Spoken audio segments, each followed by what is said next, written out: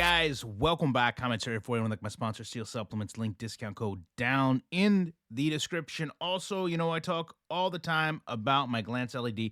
Gonna change the way you watch sports, movies, TV, whatever it is you do, news, weather, stocks. You're gonna be updated live, real time, no subscription fee. Do it better with a glance. I want to talk about MLB The Show.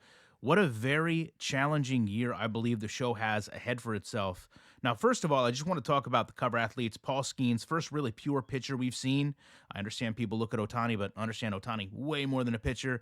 Obviously, Ellie De La Cruz and somebody that loves the Baltimore Orioles. I don't believe we've had a Baltimore player on the cover of a video game since Ray Lewis in 2005. I love the fact we've got Gunnar Henderson on the cover, but here's some concerns I have. You guys follow my channel, a couple years ago, I really fell in love with MLB The Show. Brought me back to baseball, season ticket holder, all those good things with the Orioles. But at the same time, I would be lying to you if I wasn't saying that MLB The Show has started to get very stagnant. Yes, they've made some changes to how the pitching works. Yes, they made some changes to how the fielding mechanics are, but nothing that really kind of stands out in the scheme of the game being holistically better. And a lot of times what we've seen is they try to implement cover athletes into changes to the game. We've also seen them just to kind of divert back to those kind of lower end markets where you've got, Pittsburgh, Cincinnati, Baltimore. Those aren't the biggest sports areas. Now, locally, those teams are beloved, but talk about the Orioles, going up against New York Yankees.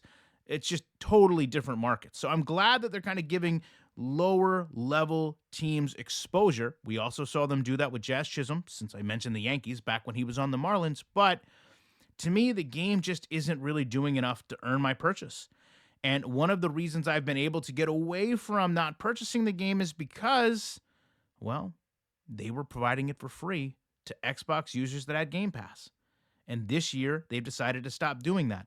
And I really am interested to see how that's going to impact sales. I want to see how that's going to impact people interacting with this game, buying packs. I think a lot of people got the game for free on their Xbox. And then because you don't have this cost of entry, you're more apt to go out and buy packs, stubs, all the things that make up intrinsically the microtransactions of that game. And perhaps you enjoy it more when you're playing online and you have a better team. The fact that that's kind of get removed this year, I believe is going to be a struggle. Because the reality is, if I'm being honest, and MLB The Show has to earn my purchase this year, well, they better have done a whole heck of a lot more than they've done the last 2 years combined in order to do that.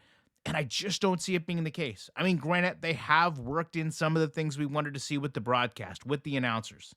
But as I said, the core game, some of the core issues, some of the repeated animations, they just come up at bad times.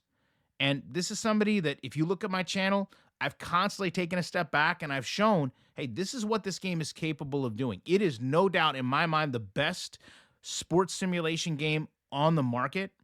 But even if you have the best game on the market, if you're not improving it from year to year to year, then all you're doing is showing complacency and being stagnant and not wanting to challenge yourself. And that, to me, is also one of the biggest motivators when it comes to having competition in the marketplace.